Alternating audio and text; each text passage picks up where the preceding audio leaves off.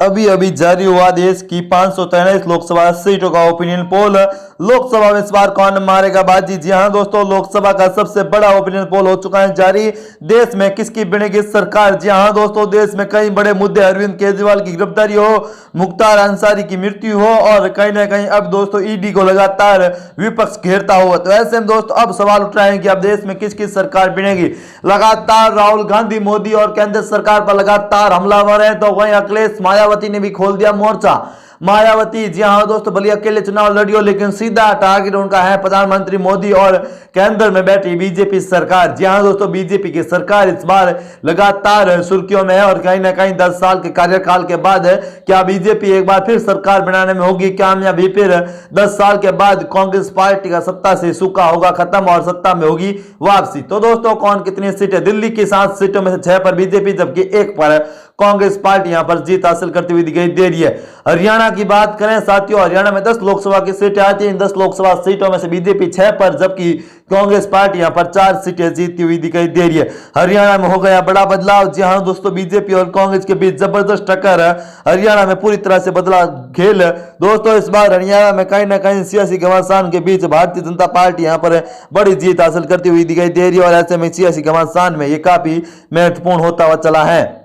इसी बीच अगर बात करेंगे दोस्तों, सबसे महत्वपूर्ण राज्य जम्मू और कश्मीर की 5 लोकसभा सीटों वाले इस राज्य की बात करें, ये केंद्र शासित प्रदेश हो चुका है, और इसमें 7 में से 4 पर कांग्रेस पार्टी, जबकि 1 पर यहां पर बीजेपी के खाते में सीट यहां पर जम्मू और कश्मीर में जाती हुई साफ तौर पर हमें नजर आ रही है। जी दोस्तों, कहीं ना कहीं सियासी घमासान में इस बार मुकाबला काफी रोचकता और कड़ा देखने को मिला है, जिसमें बीजेपी को यहां पर बड़ी बढ़त होती हुई नजर आ रही है। जी दोस्तों, जम्मू कश्मीर में 4 सीटों पर कांग्रेस, जबकि 1 पर भारतीय जनता पार्टी यहां पर जीत हासिल करती हुई साफ तौर पर हमें नजर आ रही है। अगर बात करेंगे दोस्तों पंजाब की, जी हां दोस्तों, किसान आंदोलन की वोटार और अमरपाल की गिरफ्तारी के बाद कहीं ना कहीं यहां पूरी तरह से समर्थन बदल चुके हैं, और कहीं ना कहीं समीकरण यहां पर काफी चौंकाने वाले हैं। जी हां दोस्तों, आम आदमी पार्टी और कांग्रेस ने पहली बार पंजाब में साथ मिलकर चुनाव लड़ने का ऐलान किया, लेकिन दोस्तों चुनाव में उसका फायदा भी होता हुआ दिखाई दे रहा है। पंजाब की 13 सीटों में से 11 पर कांग्रेस पार्टी, जबकि 2 पर बीजेपी यहां पर सरकार में आती हुई नजर आ रही है। जी हां दोस्तों, बीजेपी सिर्फ 2 सीटें पंजाब में जीत रही है, जबकि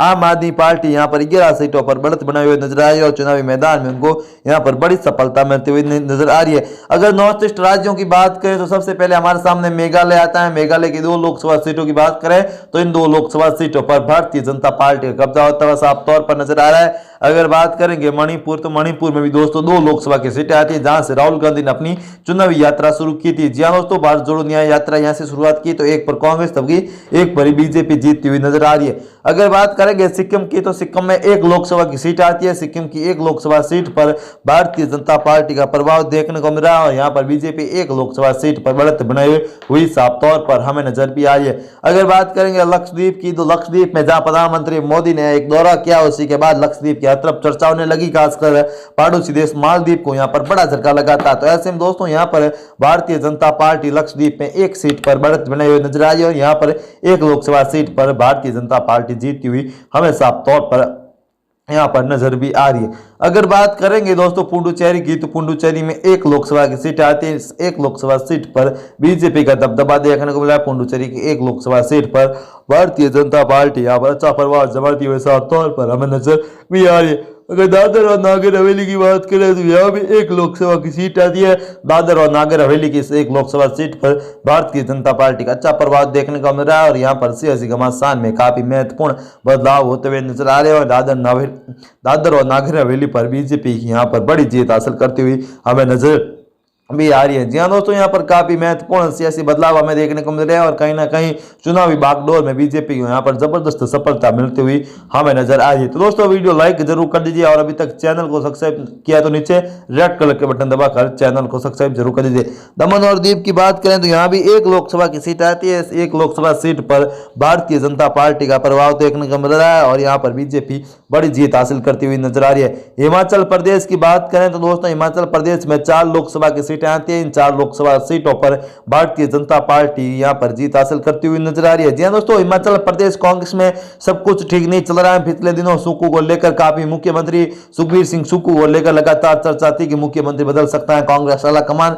लेकिन दोस्तों प्रतिभा सिंह लगातार यहां पर बगावती संकट दे रही है। तो ऐसे में दोस्तों यहां पर कहीं ना कहीं बीजेपी को जबरदस्त फायदा होता हुआ नजर आ रहा है और हिमाचल प्रदेश की 4 के 4 सीटों पर बीजेपी यहां पर बड़ी जीत हासिल करती हुई साफ तौर पर हमें यहां पर नजर आ रही है। इसी बीच अगर बात करेंगे झारखंड की, जहां से दोस्तों कांग्रेस और जेएनयू सरकार है, यहां की 4 लोकसभा सीटों पर हाल ही के दिनों में यहां पर मुख्यमंत्री भी बदला गए थे हेमंत जी हां दोस्तों, हेमंत सोरेन के गिरफ्तारी होने के बाद उनके भाई यहां पर मुख्यमंत्री बने और बीजेपी को यहां पर जबरदस्त फायदा भी हो रहा है। झारखंड की 14 में से 8 पर बीजेपी, जबकि कांग्रेस पार्टी यहां पर 4 सीटों पर जीत हासिल करती हुई साफ तौर पर हमें नजर आ रही है। जी दोस्तों, झारखंड में यहां पर बड़े बदलाव के संकेत मिलते हुए दिखाई दे रहे हैं और कहीं ना कहीं सियासी घमासान में इस बार मुकाबला काफी रोक सकता और कड़ा देखने को मिल रहा है, जिसमें कई बड़े बदलाव यहां पर हमें नजर भी आने शुरू हो चुके हैं। जी हां दोस्तों, अगर बात करेंगे महत्वपूर्ण राज्य असम की, तो असम में 14 लोकसभा की सीटें आती है, 10 पर बीजेपी, जबकि 4 पर यहां पर कांग्रेस पार्टी असम में जीतती हुई दिखाई दे रही है। जी दोस्तों, यहां पर कांग्रेस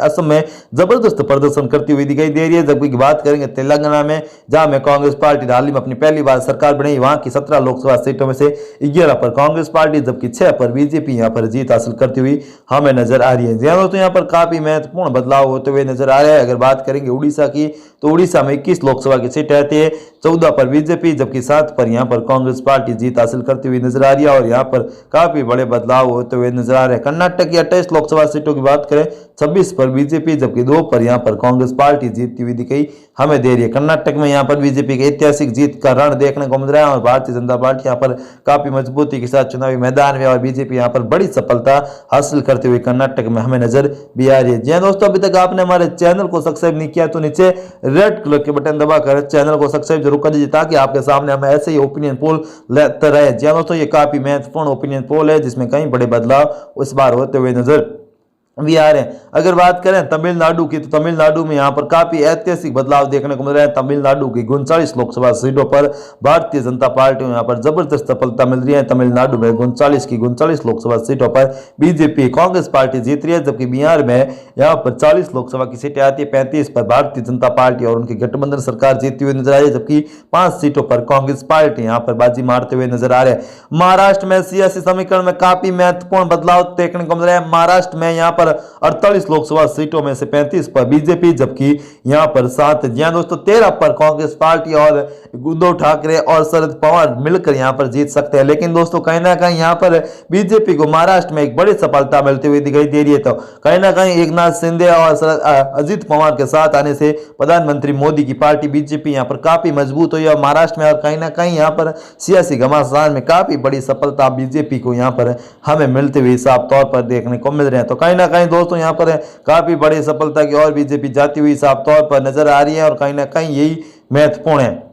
अगर बात करेंगे राजस्थान की, राजस्थान में 25 लोकसभा की सीटें आती है, 23 पर बीजेपी, जबकि 2 पर यहां पर कांग्रेस पार्टी राजस्थान में जीत सकती है। पहली बार 10 साल के बाद कांग्रेस पार्टी के राजस्थान में लोकसभा चुनाव में खाता खुलता हुआ हमें नजर भी आ रहा है। राजस्थान काफी महत्वपूर्ण राज्य है और यहां पर बीजेपी को बड़ी सफलता मिलती हुई साफ तौर पर हमें नजर भी आना शुरू हो चुकी है।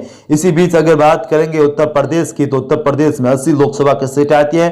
बीजेपी अपना दल सुभाष ओपी राजभर की पार्टी मिलकर यहां पर 73 लोकसभा की सीटें जीतते हुए नजर आ रहे हैं, जबकि कांग्रेस समाजवादी पार्टी सिर्फ 7 सीटों पर सिमट कर रह रही है। जहां दोस्तों कांग्रेस पार्टी अमेठी, मैनपुरी, रायबरेली इन सीटों पर काफी मजबूत है और यहां पर चुनाव जीतती हुई कांग्रेस और समाजवादी पार्टी नजर आ रही है, लेकिन अन्य सीटों पर बीजेपी पकड़ काफी मजबूत है। इसी बीच उत्तर प्रदेश में मायावती, चंद्रशेखर आजाद, ओवैसी जैसी पार्टियों का यहां पर खाता भी खोलता हुआ नजर नहीं आ रहा। जहां दोस्तों काफी अलग अलग चुनाव लड़ी है, लेकिन एक ही पार्टी को यहां पर कोई बड़ी सफलता मिलती हुई नजर नहीं आ रही, लेकिन कहीं ना कहीं कांग्रेस और समाजवादी पार्टी का खेल ये पार्टियां बिगाड़ती हुई हमें नजर आ रही है और ये बिगाड़ती हुई दिखाई दे रही है। जी हां दोस्तों, अगर बात करेंगे राजस्थान के बाद अगर गोवा की, तो गोवा में 2 लोकसभा की सीटें आती हैं। इन 2 लोकसभा सीटों पर भारतीय जनता पार्टी को बड़ी सफलता मिलती हुई यहां पर नजर आ रही है। जी हां दोस्तों, गोवा में बीजेपी यहां पर काफी महत्वपूर्ण नजर आ रही है। अगर बात करेंगे फाइनल ओपिनियन पोल की, तो फाइनल ओपिनियन पोल में बीजेपी यहां पर